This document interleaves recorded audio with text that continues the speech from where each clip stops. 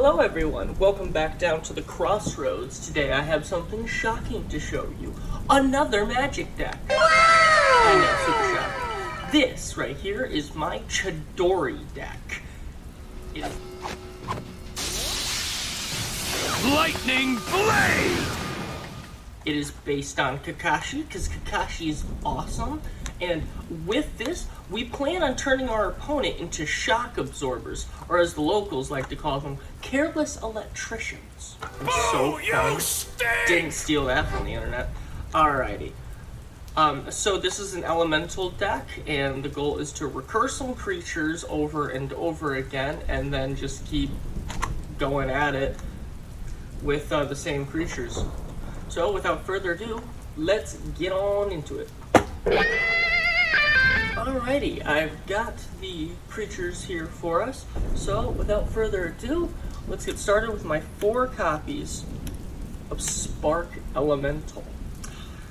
And Spark Elemental is a 1-drop, trample and haste, at the end of turn, sacrifice Spark Elemental, 3/1. It's literally just creature Lightning Bolt, and who doesn't love Lightning Bolt? He's absolutely fan-frickin-tastic. But it'd be pretty nice if we could keep reusing this after the sacrificing. So that's why we went ahead and found this man. 4 copies of Thunderkin Awakener. He's a 2-drop, and he has haste, and whenever Thunder Awakener attacks, choose target elemental creature card in your graveyard with toughness less than this creature's toughness. Return that card to the battlefield tapped and attacking. Sacrifice it at the beginning of the next upkeep. So that's toughness. So pretty much, you know the old saying, lightning never strikes twice? Well, this guy went out in a thunderstorm with 2 9-irons waving around like a madman in a field. So therefore, we're gonna get this back. A lot. You're gonna open with these. Or you're going to mulligan. Because this right here is the system. Absolutely wonderful card. Kind of the most needed key piece in the entire deck to really make Chidori work. You want to think of it in the sense that this is Kakashi. He's the one bringing all the zappy boop-bops. Boom! And now we have 4 copies of Hellspark Elemental. And he is a 2-drop, trample and haste, sack him at the end step, and unearth, which is you can pay 2, return this card from your graveyard to the battlefield. It gains haste, exile it at the beginning of the next end step. I wouldn't really recommend using the unearth unless you don't have this guy out, but this is just pretty much another version of our 1-drop, just an extra one. And he's going to come back out with the Thunder Mage. And with that, here's a lightning joke. I one time saw a gentleman get struck by lightning. I was very surprised, but he was shocked too. Yeah, that's what we do down here. Alrighty. And next up, our 3-drop, we have Ball Lightning, which I think is a real thing. I don't know exactly the ordeal with Ball Lightning. I don't know what it does or means, but a summary up, I guess. But what ours does is, it's 3 red, trample and haste. At the beginning of your end step, you sacrifice this for a 6 flippin' 1 for 3. So, let's just recap what's going on here real quick. You're going to play a mana. You're going to zap them real quick. You're going to hopefully play another mana. You're going to get this bad boy out who has haste. Tap in. You're swinging now with this. Pretty good on its own. And then you're going to hit this. And these 3 are going to pretty much win you the game right here. This is the best system. If you get all 3 of these and like enough mana to play, just keep. This is fantastic right here. This is what you want to see, because right there, if we count it, we got 3 damage the first turn, another 4 damage the second turn, so we're at 7, and then 6 plus our 7, 13, and then we're swinging again with these two for 16, 17 damage by turn 4, which is way no. You know what kills someone after they're lost 17 life? A lightning bolt. If you don't think we don't have it, you're a fool. Now, we have 4 copies of Hell's Thunder.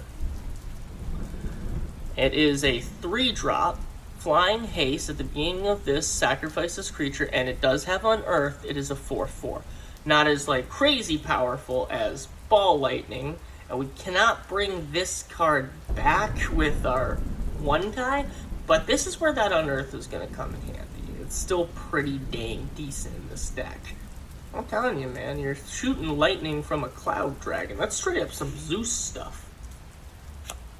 Next up, we have 3 copies of Thunderblust. So, what this is, 3 red, 2 of any. He is a 7/2, so he does work with, I'm pretty sure he still works. Okay, so no, this one's not going to work with the 1 guy, but you could add something to buff the guy's toughness if you would like to, just for a turn, just to get this guy out. But he is a 7/2, Thunderblast is trample, as long as it has a -1/-1 counter on it, and has persist. When this card dies, if it has no -1 counter on it, return it to the battlefield under its controller's command with a -1/-1 counter. You don't have to sack this guy at the end. I may have accidentally said that, but you do not have to. He comes out, and then he's still pretty big at 6'1", let's be real. And he's still swinging. Tell you, man, with a card like that, you're gonna blast right through him like it was Rin's chest. Kakashi.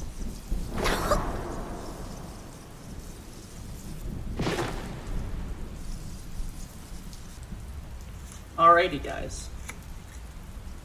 Well, that's all for the creatures. Let's get on into our spells.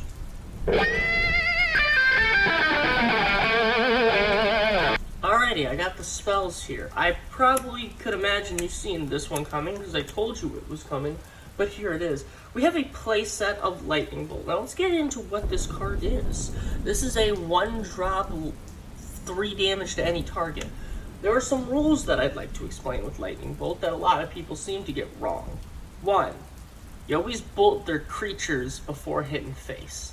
That is like my #1 rule. These are murders in your hand. These are not, this isn't just the trebuchet or freaking launcher or whatever the heck it is. I may have said it right. Trebuchet feels about right. It's a trebuchet. You throw at their face. This is mostly for clearing out whatever bad things are going to be on their field, and if you can clutch the game with Lightning Bolt, then and only then should you face it. Yeah, I managed to actually talk about Lightning Bolt. Alrighty. Now we have a playset of Lightning Axe. This is a 1-drop. As an additional cost to playing this card, discard a card or pay 5. Sometimes you can pay the 5. If you can, that's pretty cool. We're probably going to discard a card.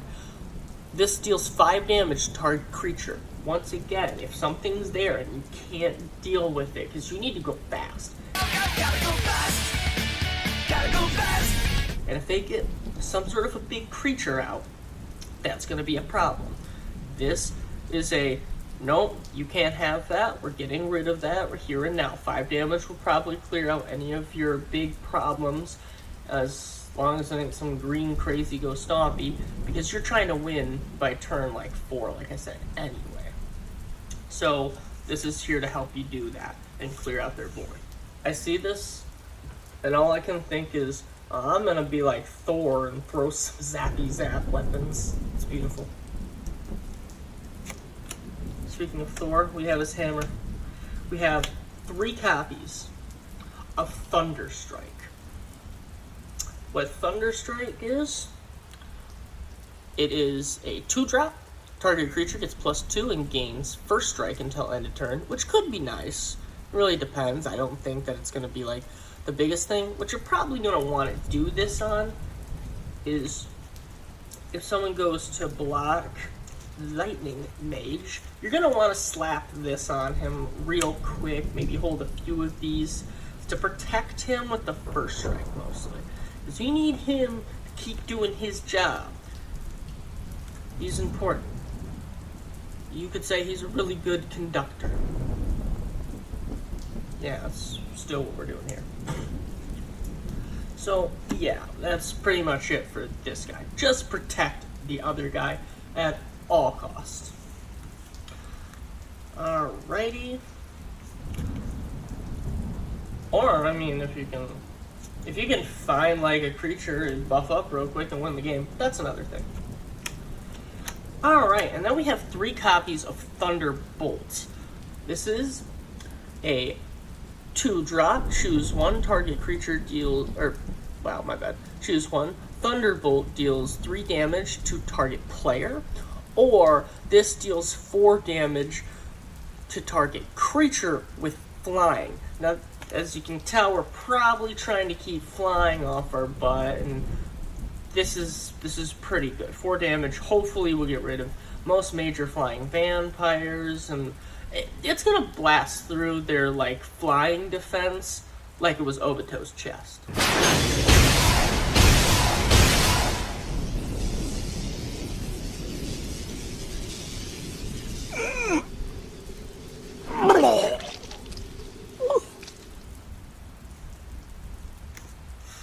Alright. Well, that's it for the spells. I guess the only thing left is our land. Alright, so what I have here is I have a land. It's a mountain, another mountain, another mountain, mountain. There's some mountains there. Yeah. I have 22 lands. It makes the deck run just smooth. We don't need nothing more. We don't need nothing less, that's for sure. But that's pretty much it, guys. Just 22 basic lands, no need for nothing. This deck is so gosh darn amazing. It just breaks through enemy lines. It just blasts like through them, like they were Haku.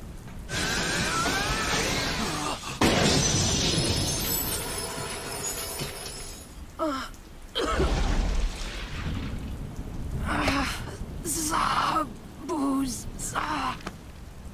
Okay, I think that's all the blast right through we're gonna do for the day. Well, guys, anything else I really can show you? Oh, yes, there's one more thing, actually. My movie magic. Alrighty, guys, well, that is pretty much it. There's nothing more else to say. Magic. As the Chidori deck. Definitely one of my favorite decks that I just kind of accidentally built, trying to be clever, making decks with, like, Naruto characters, and this came out very, very gross. It's very powerful. So, I hope you guys enjoy it as much as I have. I hope to see you guys on the next one. You all have yourself a merry little wedding.